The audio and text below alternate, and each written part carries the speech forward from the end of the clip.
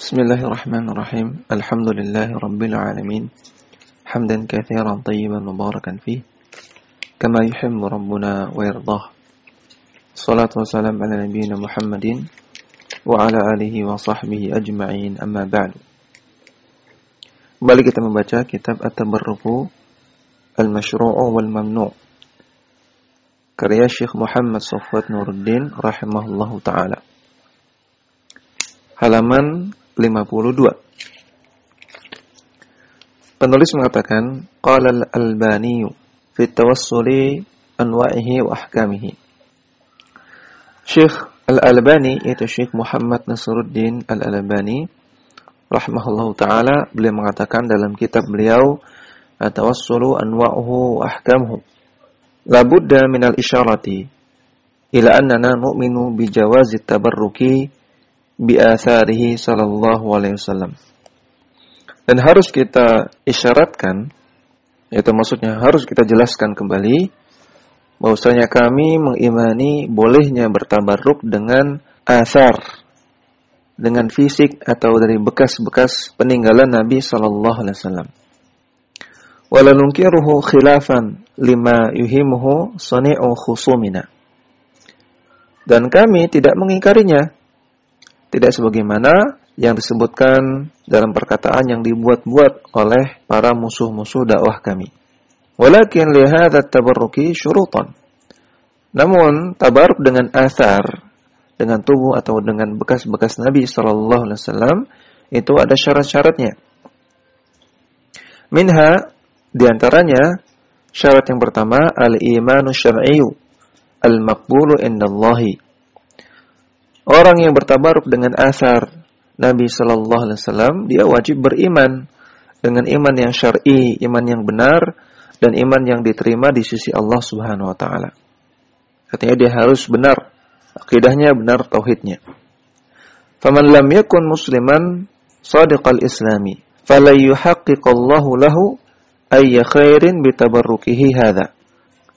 Maka barang siapa yang dia bukan seorang muslim yang benar-benar tulus, benar-benar jujur menjalankan Islamnya, artinya orang yang tidak benar akidahnya, yang tidak benar tauhidnya, tidak benar imannya, maka Allah tidak akan mewujudkan kebaikan apapun dari tabaruk yang dia lakukan tersebut. Kama yushtaratu lirraghibi fi tabarruki.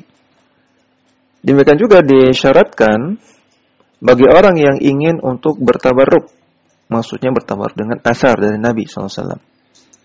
Syaratnya kedua, ayyakuna hasilan ala atharin min atharihi sallallahu alaihi wasallam. Yaitu dia benar-benar mendapatkan asar dari asar-asar Nabi, benar-benar mendapatkan benda yang diyakini ini peninggalan Nabi sallallahu alaihi wasallam. Wa yasta'miluhu, dan benar-benar Nabi pernah menggunakannya. Wa nahnu na'lamu anna atharahu sallallahu alaihi wasallam min thiyabin aw sya'rin aw fadalatin qad fuqidat. Dan kita telah mengetahui bahwasanya athar dari Nabi SAW, baik yang berupa pakaian Nabi atau berupa rambut Nabi atau berupa bekas-bekas dari Nabi sallallahu alaihi wasallam, itu sudah fuqidat, sudah hilang. Ya, ada yang sudah lebur, sudah hancur karena dimakan waktu. Ada yang sudah hilang entah kemana. Ada yang sudah rusak. Ya, intinya qad fuqidat, sudah tidak ada.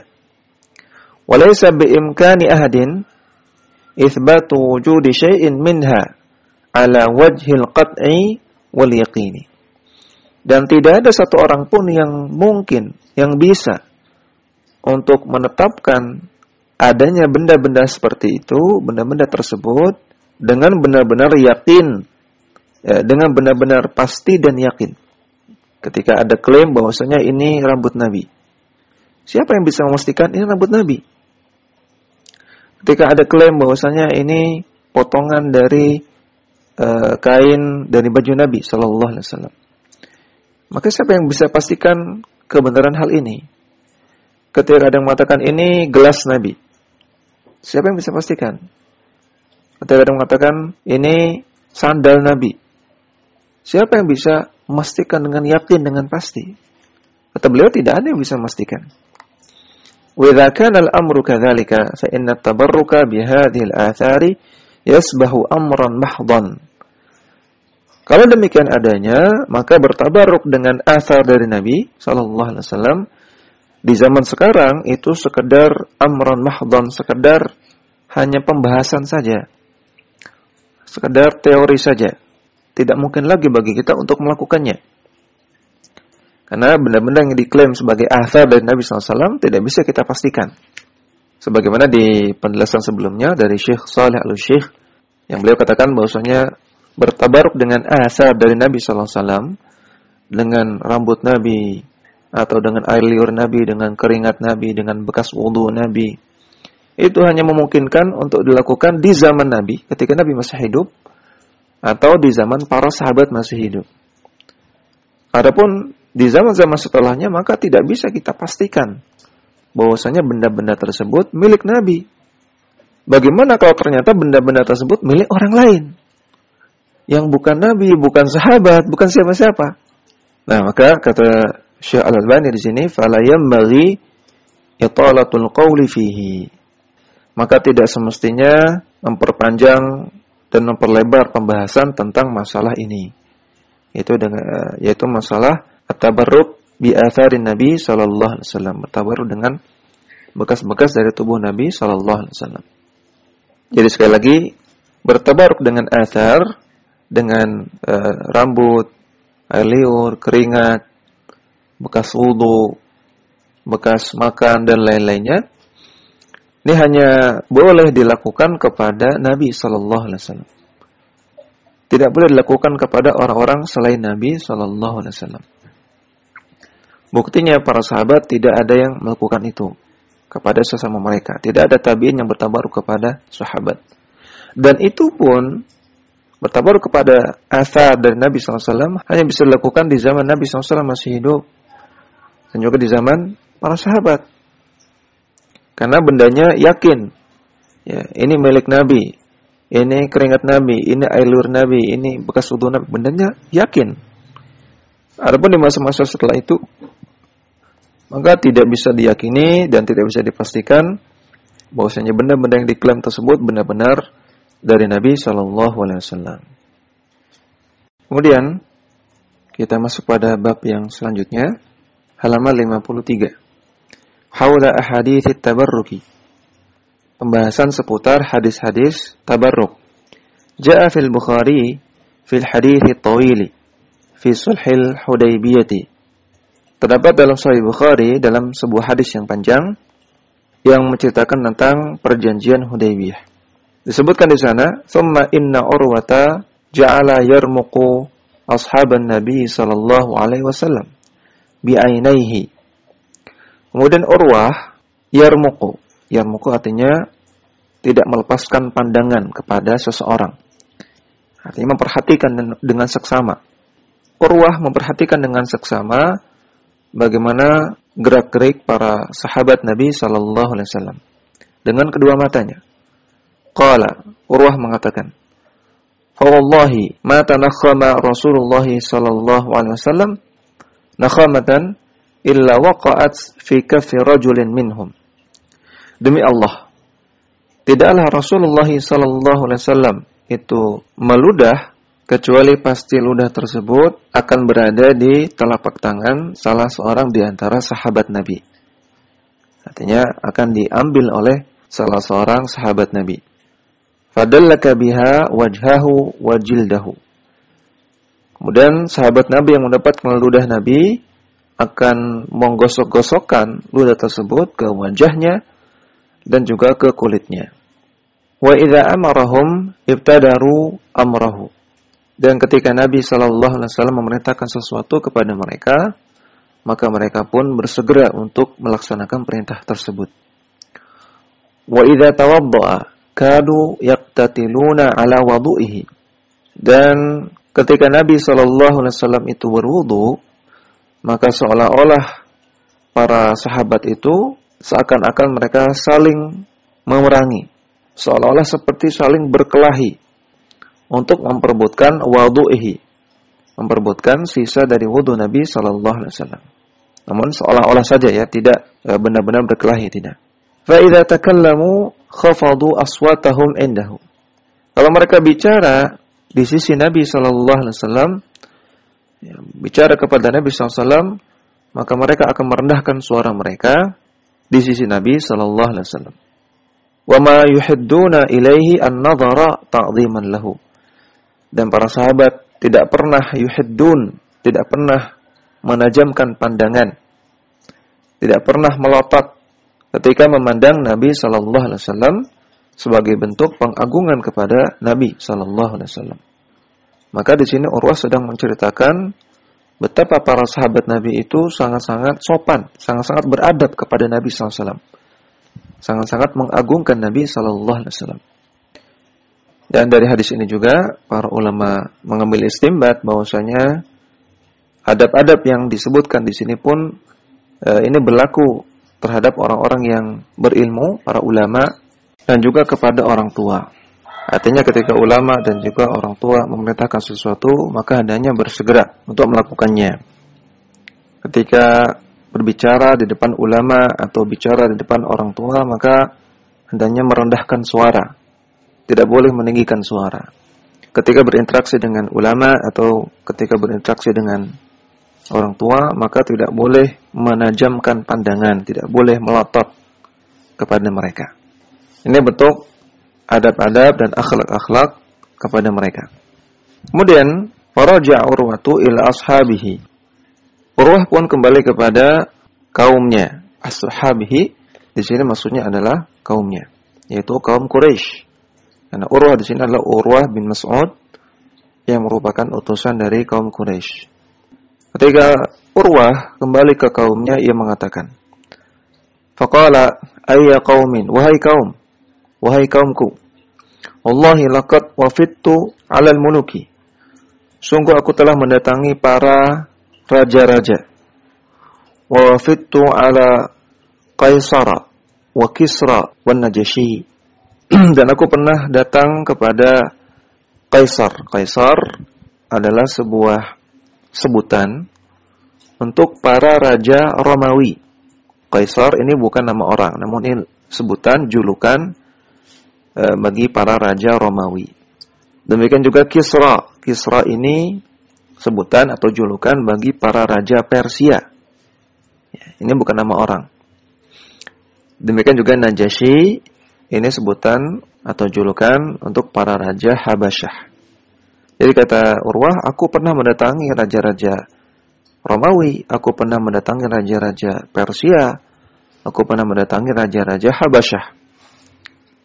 Wallahi, in ra'aitu malikan qattu yu'azzimuhu ashabuhu ma yu'azzimu ashabu Muhammadin sallallahu alaihi wasallam Muhammadan.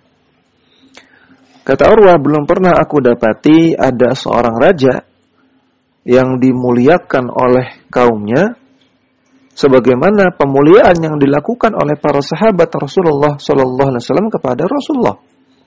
Wallahi in tanakhama nakhamatan illa waqa'at fi kaffi rajulin minhum. Demi Allah, kata Urwah, ketika Nabi itu meludah, maka pasti ludah tersebut akan didapati di telapak tangan salah seorang di antara mereka. Fadallaka biha wajhahu wa jildahu. Kemudian ludah tersebut digosok-gosokkan kepada wajahnya dan juga kepada kulit dia. Wa idza amarahum ibtadaru amrahu. Ketika Nabi SAW memerintahkan sesuatu, maka mereka pun bersegera untuk melakukannya. Fa idza tawadda'a kadu yaqtatiluna ala wudu'ihi. Ketika Nabi SAW berwudu, maka seolah-olah mereka saling berkelahi untuk mendapatkan air wudu beliau. Wa idza takallamu khafadu aswatahum indahu. Kalau mereka berbicara, maka mereka rendahkan suara mereka di hadapan Nabi. Wa ma yuhadduna ilaihi an-nadhara ta'dhiman lahu. Dan mereka tidak pernah menajamkan pandangan, tidak pernah melotot kepada Nabi sebagai bentuk pengagungan kepada Nabi sallallahu alaihi wasallam. Wa innahu qad urida 'alaikum khittatu rusydin faqbaluha. Kata Urwah, sesungguhnya telah ditunjukkan kepada kalian jalan petunjuk, maka hendaknya kalian terimalah jalan tersebut.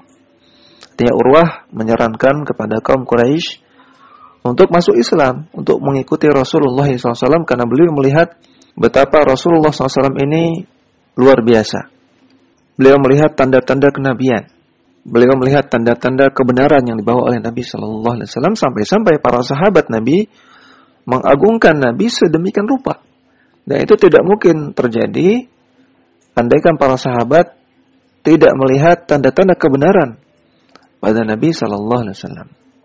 Maka Urwah menyarankan kaum Quraisy untuk masuk Islam, untuk mengikuti ajaran Rasulullah SAW. Hadis sahih riwayat Al-Bukhari. Qala Ibnu Hajar fil Fathi, Ibnu Hajar, maksudnya Ibnu Hajar Al-Asqalani rahimahullah taala, beliau mengatakan dalam kitab Al-Fath. Al-Fath di sini maksudnya Fathul Bari.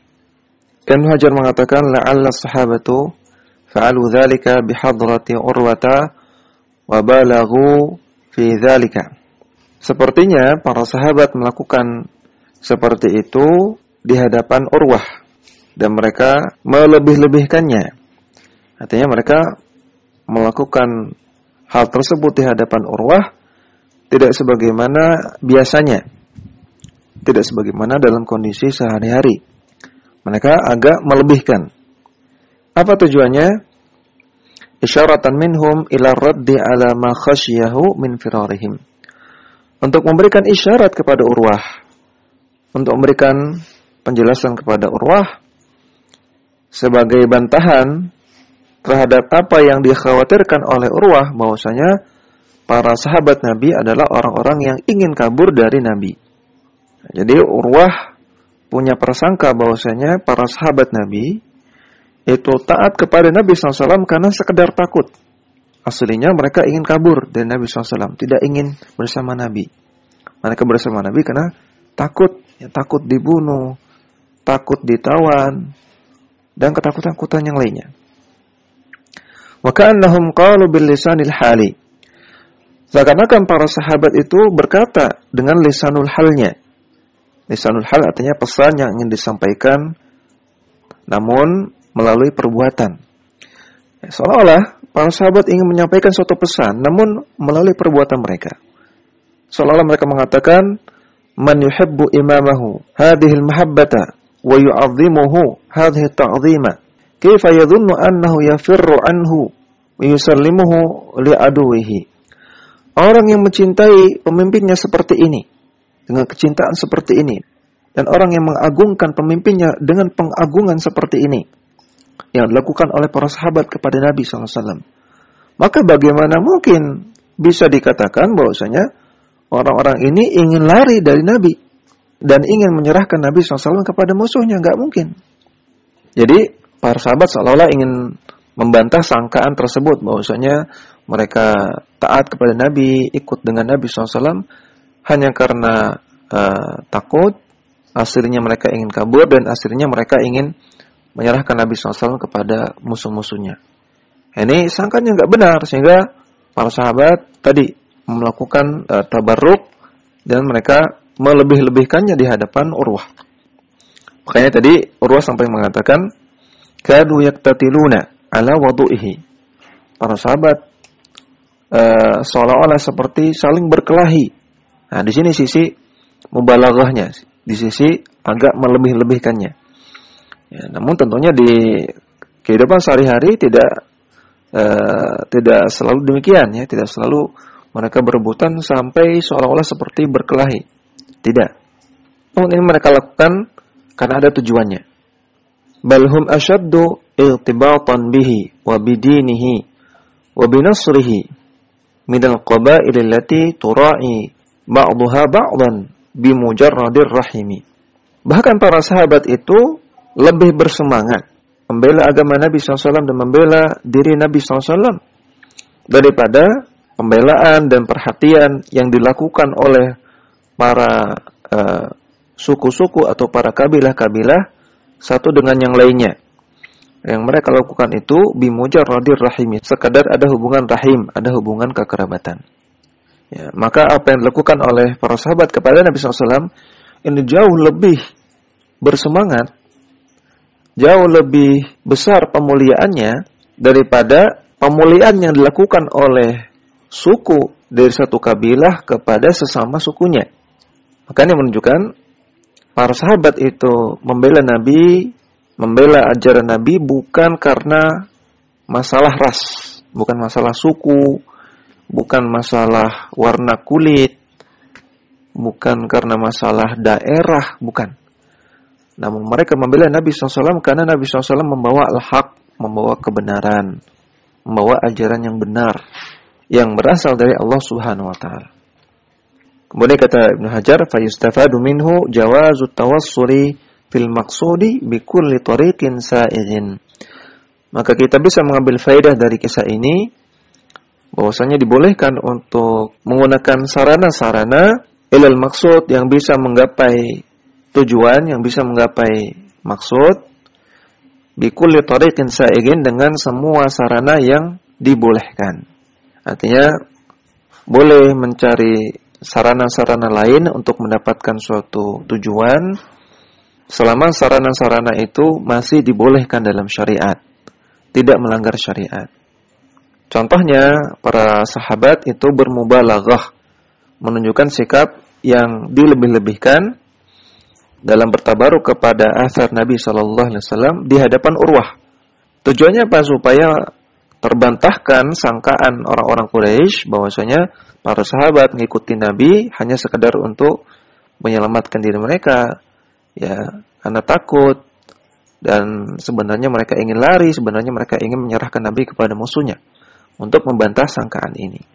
Sehingga mereka bermubalaghah, dan mubalaghah para sahabat dalam bertabaruk kepada Nabi SAW ini masih dalam kadar yang dibolehkan, tidak sampai melakukan hal yang diharamkan. Ya, mereka apa? Mereka mengambil air wudhu Nabi, ya, mengambil ludah Nabi. Ini termasuk tabarruk yang masih dibolehkan. Ya, mereka tidak sampai sujud kepada Nabi.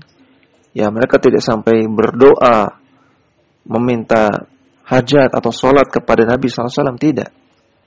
Sehingga sekali lagi, boleh saja mencari sarana-sarana lain untuk mencapai suatu tujuan, selama sarana tersebut masih dibolehkan, tidak melanggar syariat. Namun, perlu dipahamkan juga bahwasanya para ulama menyebutkan suatu kaidah, al-ghayatu la tubarriru al-wasilata. Tujuan yang baik tidak menghalalkan segala cara. Bukan berarti ketika seseorang punya tujuan yang baik, kemudian semua cara boleh dilakukan. Tidak. Walaupun tujuan baik, maka juga harus dilakukan dengan cara yang baik. Itu cara-cara yang tidak melanggar syariat. Walaupun tujuan baik, namun ketika caranya tidak baik, ketika caranya melanggar syariat, maka yang melanggar syariat ini, yang tidak baik ini tetap tidak baik. Walaupun tujuannya baik, yang haram tetap haram, walaupun tujuannya baik. Intah, sampai sini perkataan Ibnu Hajar al-Asqalani. Kemudian wa ma'na hadza anna tabarruka bimithli hadza mubahun wa in kanat al-mubalaghatu fihi li syuhudi Urwata ibni Mas'udin ats-Tsaqafi naiban an Quraisy. Maknanya, tabarruk yang semisal yang dilakukan oleh para sahabat di atas ini masih dibolehkan. Walaupun di sana terdapat mubalaghah, ya, tidak terdapat melebih-lebihkan, karena dilihat oleh Urwah bin Mas'ud ats-Tsaqafi, yang ia mewakili orang-orang Quraisy. Wa huwa wafidul muluki, yang Urwah bin Mas'ud adalah orang yang biasa diutus untuk menemui para raja. Ya'jibuhu ubbahatul mulki. Ya'jibuhu ubbahatul mulki. Yang ia menyaksikan pengagungan-pengagungan kepada para raja. Fawajahahu an-nabiy sallallahu alaihi wasallam billadhi yu'jibuhu. Maka Nabi sallallahu alaihi wasallam pun menemui Urwah bin Mas'ud dengan menunjukkan perkara-perkara yang bisa membuat dia kagum. Walladhi idza hakahu li Quraisyin lanu ila sulhi wa adalu an al-qitali. Dan dengan perkara-perkara yang andaikan Urwah ini ceritakan kepada orang-orang Quraisy, akan membuat mereka memiliki kecenderungan untuk melakukan perjanjian damai, dan mereka tidak jadi melakukan peperangan. Ya, maka Nabi SAW melakukan sarana-sarana, melakukan upaya-upaya untuk menarik hati Urwah dengan menampilkan, menunjukkan perkara-perkara yang sekiranya bisa membuat dia kagum, membuat dia suka. Di antaranya, Nabi SAW membiarkan para sahabat mubalaghah tadi. Ya, melebih-lebihkan dalam bertabaruk kepada diri beliau. Itu di antaranya. Tujuannya apa? Tujuannya agar Urwah ini kagum, kemudian dia ceritakan kepada orang-orang Quraisy. Kemudian orang-orang Quraisy pun berpikir ulang sehingga mereka memiliki kecenderungan untuk melakukan perjanjian damai dan tidak jadi perang. Walaqad kana mauqiful Hudaybiyah hafilan bimithli dzalika. Dan tentunya dalam kondisi perjanjian Hudaybiyah, dalam kondisi keadaan ketika kaum muslimin ingin membuat perjanjian dengan orang-orang Quraisy, maka perkara seperti ini itu hafilan, banyak terjadi ketika itu. Fa innahu indama wafada ilaihim min qibali Quraisyin rajulun min Bani Kinanata.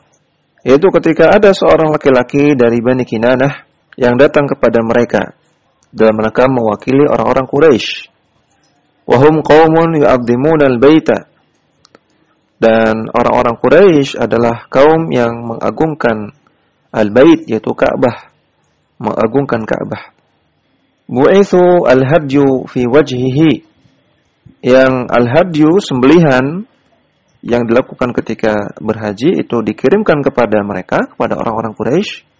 Wastaqbalahun nasu bitalbiyati. Dan orang-orang yang datang ke Mekah itu mendatangi mereka dalam keadaan bertalbiyah. Yaitu maksudnya Rasulullah sallallahu alaihi wasallam dan para sahabatnya membawa al-hadyu, membawa hewan sembelihan dan mendatangi kota Mekah sambil bertalbiyah. Falamma ra'a ar-rajulu dzalika. Ketika salah seorang dari Quraisy melihat hal itu, qala, ia mengatakan, subhanallahi ma yanbaghi lahaula'i an yasuddu 'anil baiti. Tidak semestinya orang-orang ini, yaitu Nabi dan para sahabat, tidak semestinya mereka diusir dari Baitullah, diusir dari Mekah. Falamma raja'a ila ashabihi qala. Ketika orang tadi kembali ke kaumnya, yaitu orang-orang Quraisy, ia mengatakan, ra'aitul budna qad kullidat wa ushirat. Aku melihat mereka membawa al-budna. Mereka membawa hewan sembelihan yang sudah diikat dan sudah ditandai. Fama ara ayasuddu 'anil baiti. Maka menurut saya tidak semestinya mereka diusir dari Mekah. Jadi di sini Rasulullah SAW dan para sahabatnya ini membuat strategi. Bagaimana caranya agar mereka bisa masuk ke Mekah. Mereka bisa melakukan perjanjian Hudaybiyah. Di antara caranya tadi, dengan menampakkan hal-hal yang akan dikagumi oleh Urwah. Demikian juga membawa hewan sembelihan. Demikian juga sambil bertalbiyah. Yang strategi ini tujuannya adalah untuk agar Rasul dan para sahabat diterima oleh orang-orang Quraisy di Mekah. Demikian juga hadza wa inna mawaqifal jihadi wa hudur al-aduwi yakunu fiha ma la yakunu fi siwaha min al-mawaqifi. Demikianlah mawaqif, ya, sikap-sikap yang ada di medan jihad, demikian juga sikap-sikap yang dilakukan di depan musuh. Ada beberapa sikap-sikap yang tidak ditunjukkan, yang tidak dilakukan di tempat-tempat yang lain, di posisi-posisi keadaan-keadaan yang lain. Fahada Abu Dujanata Sammak bin Kharrashin radhiyallahu anhu. Salah seorang sahabat yang bernama Abu Dujanah, yang nama aslinya adalah Sammak bin Kharrash. Yasiru yawma Uhudin bisayfihi yatabakhtaru amama al-aduwi.